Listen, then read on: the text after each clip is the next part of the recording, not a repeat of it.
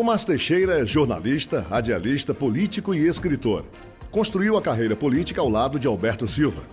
Eleito deputado estadual em 1982, ficou na segunda suplência em 1986. Entretanto, a nomeação de Marcelo Coelho e do suplente Francílio Almeida para compor o secretariado de Alberto Silva garantiu-lhe o exercício do mandato, onde exerceu a liderança do governo. Reeleito em 1990, chegou à presidência estadual do PMDB, sendo derrotado na eleição para deputado em 1994. Foi secretário de Programas Especiais de 95 a 97 no governo Mão Santa. Não conseguiu ser indicado como primeiro suplente de senador na chapa de Alberto Silva em 1998. Filiado ao PPB, foi candidato a prefeito de Teresina no ano 2000 e a deputado federal em 2002. Porém, não foi eleito.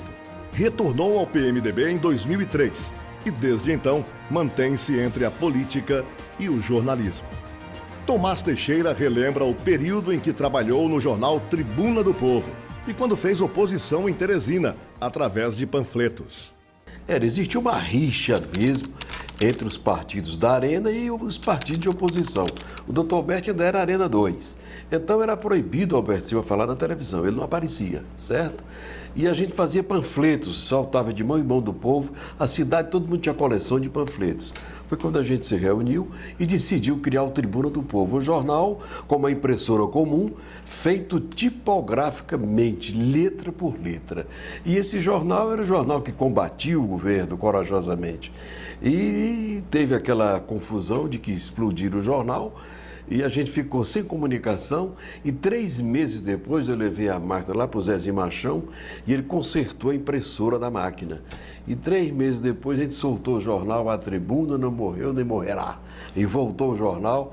Eu nunca vi, Douglas, você chegar numa praça toda segunda-feira, era um semanário, e ter 300 pessoas numa fila para comprar um jornal. Isso é inédito. Só que era Teresina toda. A gente vendia semanalmente 5.000 jornais em Teresina. E era dele que eu comia, porque eu fui demitido de todos os meus empregos, da TV Clube, do DER, da Rádio Pioneira. De onde eu trabalhava, eu saí, fiquei fora. Porque o acirramento era o sustento, eu vivia do jornal Tribuna do Povo. Como é que foi esse atentado ao jornal, Tomás? Olha, eu não sei, eu sei que eu estava em casa, vim jantar para voltar para o jornal. Quando eu cheguei lá, estava confusão, a multidão e a explosão na máquina. Quando eu entrei, que eu vi a máquina rebentada, eu entrei em pranto, porque eu estava vivendo daquilo. De repente, acabou. Como era que eu ia fazer? Aí fiquei 3 meses. Na realidade, quem me sustentou em Teresina, pouca gente sabe, foi o doutor Francílio Almeida. Ele me dava toda semana a feira da minha família, para poder a gente manter esse jornal de oposição. Quer dizer, era um embate muito difícil. E olha que tendo o governador Lucídio Portela com a caneta na mão, que era duro, era um negócio difícil. Por conta da oposição que fazia, Tomás Teixeira sofreu perseguições. Ele foi impedido pela polícia de lançar um de seus livros na Praça Rio Branco, no centro de Teresina.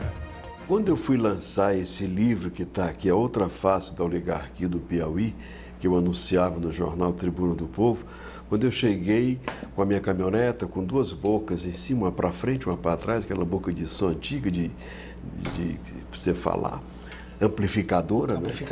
Tinha um oficial com 125 soldados e 20 viaturas na Praça Rio Branco. Me chamou de: "O senhor está proibido", né? Mostrou o ofício do secretário de Segurança que proibia que eu lançasse o livro na Praça Rio Branco.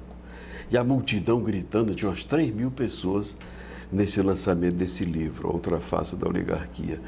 Eu perguntei: "Tenente, eu posso lançar o meu livro lá em outro lugar?" Ele disse: "Não, o senhor pode lançar em qualquer lugar, menos na Praça Rio Branco, porque se o senhor lançar aqui, eu sou obrigado a lhe prender, porque é a ordem do governador." Eu digo: "Eu posso ligar o meu som e comunicar que eu vou lançar no outro lugar?" Ele disse: "Pode." Aí eu anunciei que ia descer o calçadão, e lá na Simplício Mendes, ali embaixo, eu ia fazer o lançamento do livro. Rapaz, para quê? Quando eu entrei no carro, eu não consegui mais ligar o carro. O povo empurrou esse carro, passou do lado do relógio, jogou o carro por cima, e eu no volante, desviando de tudo, parei lá embaixo. Nesse dia eu autografei, dentro do carro, suando no sol de Teresina, 849 livros Eu vendi naquela sentada ali. Para você ver o tamanho que era o acirramento da política. Aí chegou um rapaz, só quero 3. Disse, olha, aqui é um para o doutor Lucídio, o doutor Djalma Veloso e o outro é para mim. Ele disse para quem era? O Djalma Veloso era... Aí eu peguei o livro... Autografou? Não, ele disse, não autografa. Eu só quero comprar os livros. Só quero levar os livros. Acontece, né? O jornalista relembra as dificuldades enfrentadas em algumas campanhas eleitorais. Ele conta que, em um dos comícios, Alberto Silva teve que consertar um gerador para que o evento acontecesse. Olha, enquanto eles viajavam de avião por cima, né? A gente fazia campanha com carro velho no chão e na poeira, era um sofrimento. E a gente chegava nas cidades, às vezes, e a lei era muito rígida, exigia que tivesse uma autorização para o comício, e a gente nem sempre tinha. Eu me lembro do episódio em Barro Duro, eu, Deoclésio, Francílio Almeida e o Alberto Silva no comício, sábado à tarde. Eu fui na casa do delegado comunicar que ia fazer o comício. E o delegado disse, o senhor trouxe a autorização do TRE? Eu digo, não. Então não vai ter comício. Não, não vim avisar para o senhor, não vim pedir autorização ao senhor para fazer o comício, não. Eu só vim lhe comunicar que nós vamos fazer um comício, aconteça o que acontecer. Esse comício foi horrível, cortaram a luz. Aí a gente botou o motorzinho lá do carro para funcionar, o motor Honda, e o motorzinho funcionou. Mas depois o motor pifou, aí o Alberto Silva desceu do carro, arregaçou as mangas, foi lá e descobriu que era o fusível que tinha queimado, o fusível. Ele pegou aquele fusível, perguntou se alguém tinha aquele papelzinho do cigarro, dobrou em cima do fusível para um lado e para o outro, botou o motor, funcionou, aí foi festa. Doutor Alberto resolveu o problema? Resolveu, porque ele é engenheiro, né? Ele era engenheiro elétrico, né? Resolveu o problema com papel laminado de cigarro. Ele enrolou em cima do fusível, dobrou as pontas, colocou, o motor funcionou. Aí o comício desdobrou, aí foi cacete. Olha, era uma campanha tão difícil, tão dura, que você está longe de imaginar. A diferença de estrutura era brutal. Era a formiga para o elefante, o tostão contra o milhão. Era o verbo contra a verba. A gente só tinha discurso, não tinha dinheiro para nada. Às vezes, para viajar, fazia vaquinha para abastecer os carros. Mas voltando um pouco, já que o senhor falou dessa eleição de 1982, o que é que foi decisivo para a derrota do doutor Alberto nessa eleição, na sua opinião? Decisivo, o PFL era um partido muito organizado no interior. As famílias tradicionais, o professor Wolfers dá um programa desse, por isso que ele chamava de oligarquia. Eram, na época, 165 famílias do interior que davam sustentação política ao PFL. Era um partido muito bem comandado, muito bem estruturado, com a liderança do senador Petrônio Portela. A gente estourava nas urnas em Teresina. Em Parnaíba, que era a terra do Alberto Silva, Floriana, a gente sempre ganhava. Mas quando chegava no chamado sertão, até quando a gente brincava na escola técnica, na apuração dos votos, o Homero Castelo Branco dizia, espera aí, cambada, quando começar a chegar as urnas aqui do sertão. Aí quando a gente ganhava, esmagava em Teresina, mas quando vinha as urnas do interior, ia virando e o PFL ganhava. E tem uma história interessante nisso, que pouca gente sabe.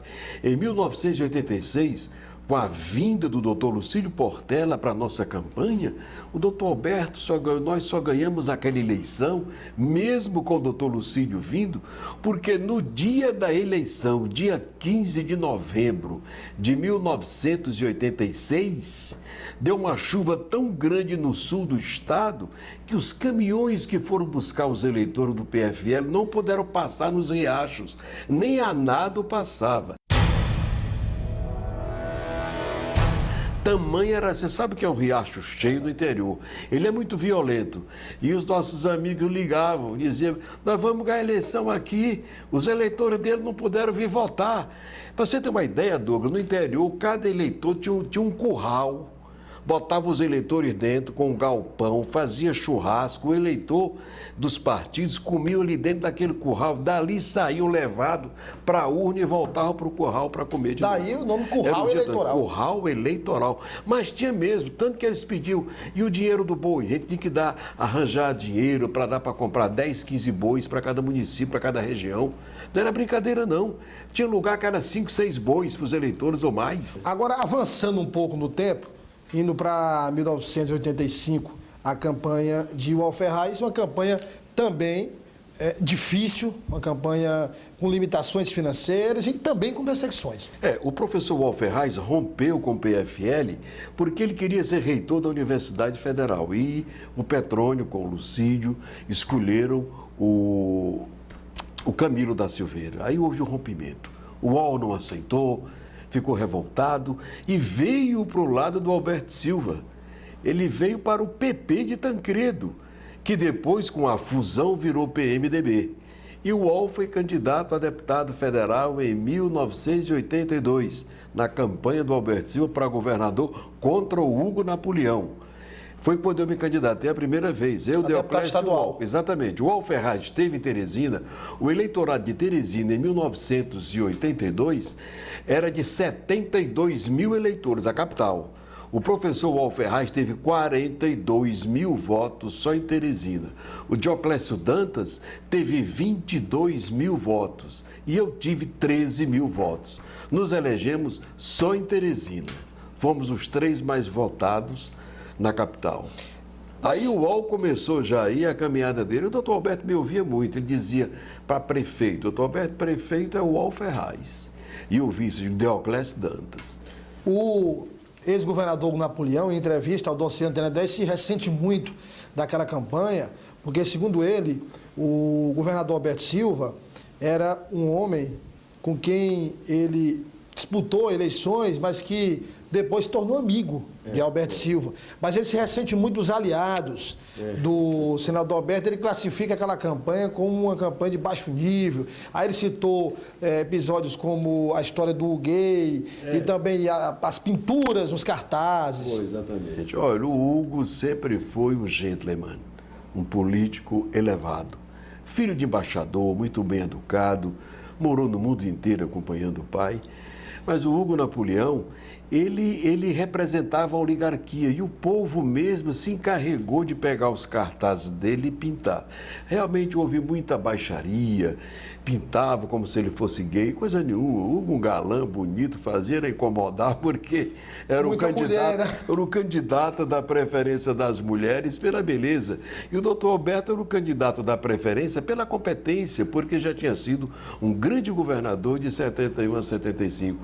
Mas o Hugo nunca desceu de nível, sempre clássico, sempre elevado, mas que bateram muito, bateram. Era a oposição querendo buscar cada vez mais espaço. Aí é como se diz, quando você não tem como vencer, se bota chifre em cabeça de jumento, não é? Para poder ganhar a eleição. Fantasia, cria, e o povo gosta disso, né? Governador Alberto pergunta para o senhor: Tomás, e quem seria o candidato a prefeito de Teresina? Aí a sua sugestão, o Uol Ferraz e o vice, Dioclésio Dantas. Começou a campanha, os 2 candidatos, mas a campanha difícil também, uma campanha complicada, mas o pior estava por vir, que foi o problema do infarto do professor Uol. Como é que foi esse episódio, Tomás? Douglas, eu era um menino ainda de 32 anos, 33, mas graças a Deus, não sei porquê, mas o doutor Alberto confiava tanto em mim que ele ia sempre por mim. E dizia: Tomás, quem é que eu vou indicar para ser prefeito? O Uol Ferraz ou o Dioclésio Dantas. Mas o professor Uol é o líder dos professores. Foi um grande secretário de educação. Ele é o nome, já foi prefeito. Ele tinha sido indicado pelo cunhado Dirceu Arcoverde. Agora, com o Dioclésio de vice. Ora, o Dioclésio não tem saída da nossa coligação. Ele era o vice-prefeito Uol eleito, ele seria o prefeito de Teresina. O Uol poderia ser governador e ele também, porque era uma dupla que dominava a capital de Teresina. O doutor Alberto aceitou, mas o professor Uol infartou. E naquele infarto... Em plena campanha. No começo da campanha. Foi para São Paulo, passou lá mais de 1 mês e meio internado, já chegou aqui, faltando 25, 27 dias para a eleição. Mas nesse mês, Tomás, como é que ficou a campanha aqui? Aí nós íamos, o PFL com trio elétrico, artistas, comícios milionários e a gente em cima desses caminhõezinhos de carregar material de construção, não tem aqueles carros 3 velhos? quartos. A gente fretava um carrinho velho daquele e fazia um palanque. Ali ficava doutor Alberto, eu, Francílio Almeida, Dioclésio Dantas, Garrincha, Carlos Lobo, Fernando Mendes, Temístocles Filho, que era candidato a vereador pela primeira vez, não é? Eu sei que era um negócio extraordinário, a multidão que ia para ver ver aquele povo em cima daquele carro velho que não tinha nem um conjunto, nem um violão para tocar, e o outro comício lá milionário com foguetório, e assim era a nossa campanha. Quer dizer, a campanha continuou sem a presença física do candidato a prefeito. Do candidato a prefeito. O professor Uol já chegou faltando menos de 30 dias para a eleição. Mas ainda debilitado, né? E o Átila disparado, essa cidade tinha cartaz do Átila até na torre da igreja São Benedito. Você virava a Teresina toda, era Átila para todo lado. E a gente com os cartazes pequenos do professor Uol. Mas quando ele volta, Tomás, volta ainda um pouco debilitado. A chegada dele no aeroporto, uma multidão para receber esse professor Uol, foi uma loucura. Fiquei até com medo dele morrer lá, ter outro infarto. Só que ele veio sem operar o coração. Passaram lá mais de um mês com ele, dando remédio, desobstruindo as artérias com medicamento. Vá, termine e volte. Tanto que na hora que terminou a campanha, ganhamos por 17 mil contra o Átila. Uma eleição difícil. A eleição contra o Átila. O PFL tinha muito voto em Teresina. A eleição foi duríssima, o peso do governo. O governo tinha a prefeitura do estado, tinha o governo do estado, a prefeitura da capital, o governo do estado e o governo federal. E nós só tínhamos verbo. Não tínhamos verba para nada. A campanha. Agora, as nossas carreatas eram uma loucura. As carreatas do professor Uol Ferraz, por causa da força do Alberto Silva. Tanto que em 86, quando a gente se reuniu para fazer a campanha, que o doutor Lucídio veio, o professor Uol disse assim: Alberto, cuide do interior, deixe Teresina comigo, o Tomás, o Deoclésio, que a gente comanda aqui. Mas o Deoclésio rompeu com a gente e passou para o outro lado, né? Ele não aceitava ir para o mesmo palanque com o doutor Lucídio, que tinha sido um forte adversário dele também, Deoclésio. Eu acho que política, a arte de fazer política, você tem que saber desarmar o espírito. O inimigo de ontem poderá ser o aliado de hoje. O aliado de hoje poderá ser o adversário de amanhã. Isso é a dinâmica da política. Eu aceitei o doutor Lucídio porque eu queria ver o Alberto Silva governador.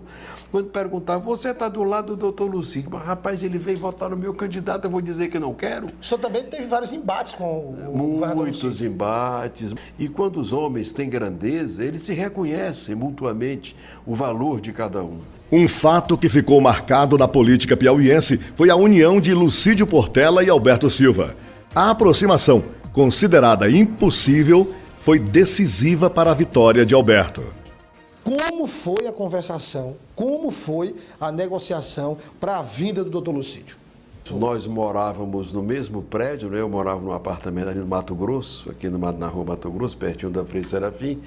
Ele chamou o Milé e disse: Tomás, sente aí para não cair. Eu sentei. Hoje à noite nós temos um compromisso muito sério. Como? Nós vamos ter um encontro com Lucídio Portela. Com quem? Com Lucídio Portela. Que conversa é essa? Está tudo arranjado, o Aércio Fernandes vai receber na casa dele. Agora eu estou te chamando aqui, porque eu sei que você vai comigo até para o inferno. Pô, guerra é guerra. Então você vai ter que convencer o Francílio. Meu amigo, eu fui lá na casa do Francílio, chamei o Francílio. Ele disse: Tomás, eu não posso aceitar isso. Que era o maior inimigo do doutor Lucídio, não era nem eu, era o Francílio, né? Tinha uma rixa, 2 médicos, e eu sei que ele disse: Tomás, o que eu faço? Entra aqui no carro, não fale nada para a dona Vangi. Que a dona Vangi, mulher do Francílio, também era inimiga pessoal do doutor Lucídio. Aí ele foi. Quando chegou lá, sentamos, fomos dobrar, eu e o doutor Alberto, para dobrar o Francílio, para aceitar.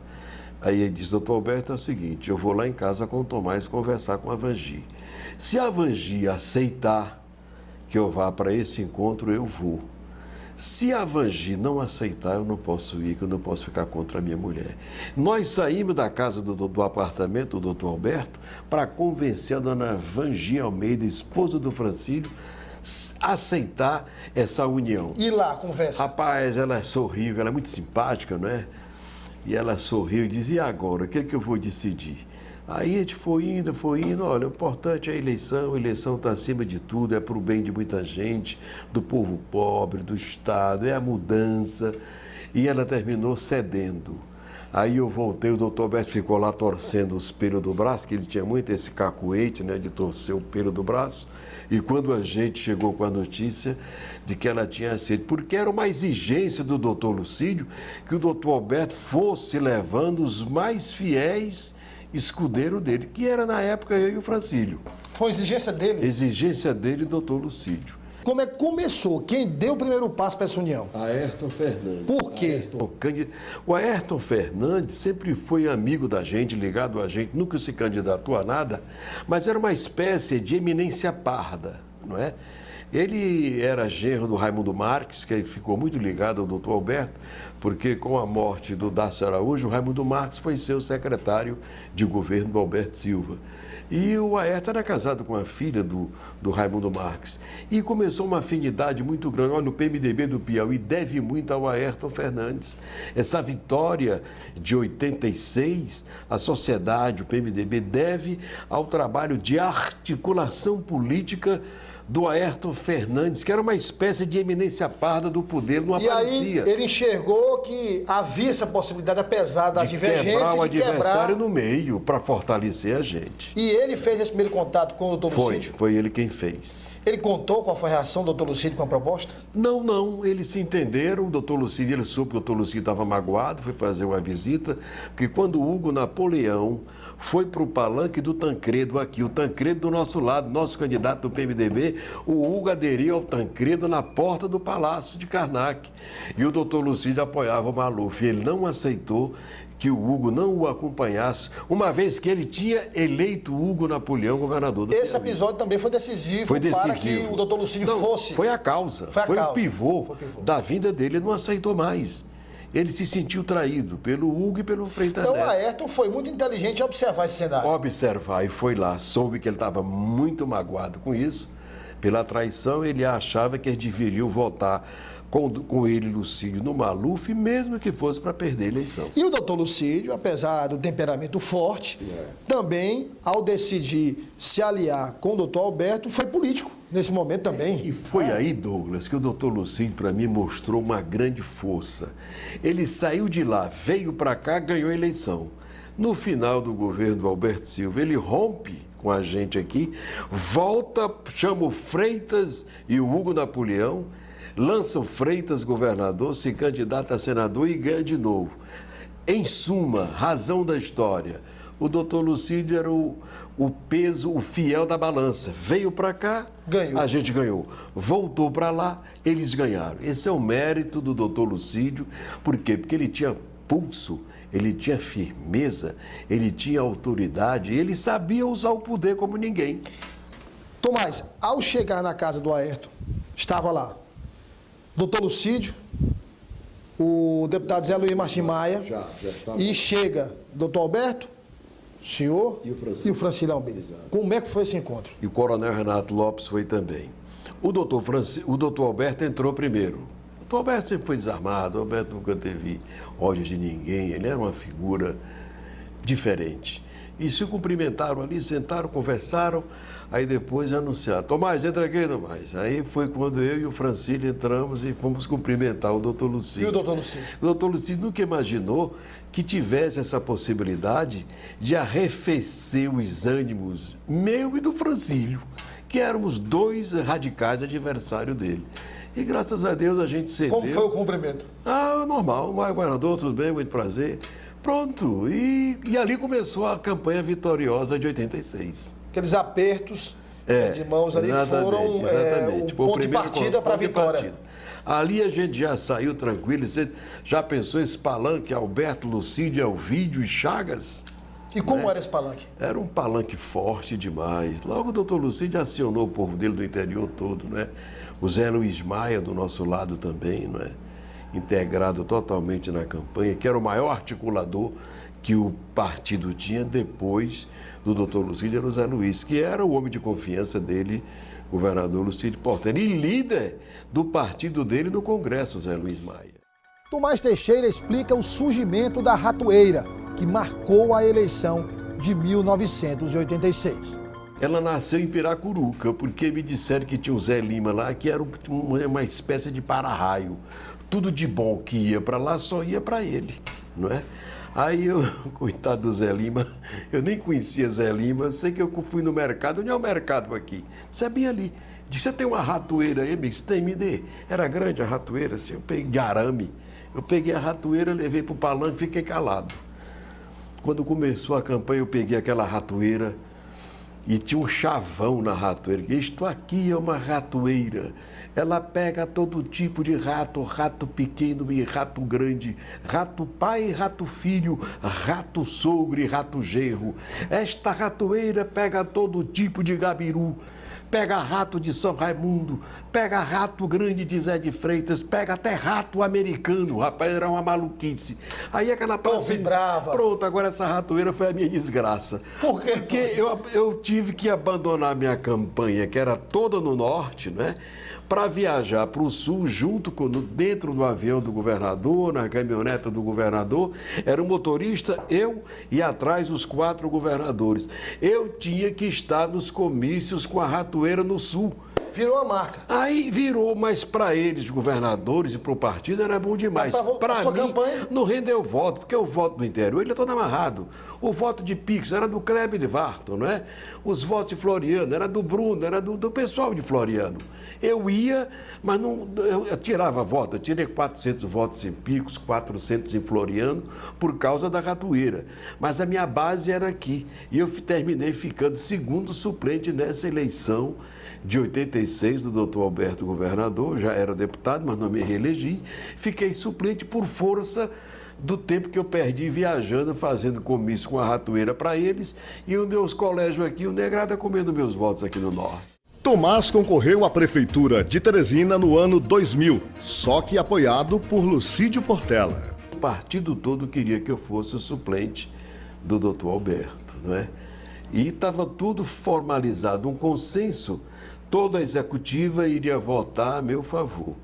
E na última hora os companheiros da executiva do partido me traíram. Só não me traíram, o doutor Francílio Almeida votou em mim, o Eduardo Almeida, eu tive ainda 3 dos 7 votos, não é? 3 dos 7 votos. E eu sou muito grato ao velho Temístocles Sampaio, desde então que eu sempre passei a votar nele, no filho dele, no Temístocles, porque ele foi firme desse voto. Quando o PMDB não me quis para suplente, eu perguntei, um partido que eu dei a minha vida por ele, que eu fiz tudo por ele, não me aceita ser suplente de senador, eu não queria nem a primeira suplência. Eu acho que o primeiro suplente deveria ser um filho do Alberto Silva, que ele me desse a terceira suplência. Eu não queria disputar aquela eleição, porque eu tinha perdido a anterior para deputado federal, não queria arriscar de novo, eu não tinha dinheiro. Mas aí fizeram um jeito de me tirar totalmente da chapa, tanto que o segundo suplente de senador do Alberto Silva foi o Maninho Rego, se eu não me engano, era ele, de Barras. Aí eu vi que eu não, apesar do meu esforço, aquela sede do PMDB fui eu que comprei, quem começou a construção fui eu naquele local, que o doutor Alberto sempre dizia, Tomás, você estava inspirado em Deus na hora que comprou esse terreno nesse local, porque o terreno é estratégico, foi bem pensada a compra daquele terreno. Mas eu não aguentei passar muito tempo fora do PMDB, só o doutor Lucílio voltou para o partido dele e me chamou para o partido e perguntou se eu topava ser candidato a prefeito. Eu topei o desafio, mas a gente não tinha dinheiro. Aí ficou só eu e a Marcinha, que era meu mascote, era eu e ela na campanha, só nós dois contra esse povo poderoso todinho aí. Mas nas ruas por onde eu passava, o povo dizia, não combina, você é a cara do PMDB e do Alberto Silva. Você é a cara do PMDB e do Alberto Silva. E quando terminou essa campanha, eu tive que voltar para o meu partido, porque a pressão da sociedade, do povão nas ruas, era pedindo que eu voltasse para o partido. E eu voltei, mas infelizmente o meu amigo morreu e eu fiquei de escanteio no PMDB. Mas hoje eu chego no PMDB, nem convidado para uma mesa de convenção eu sou.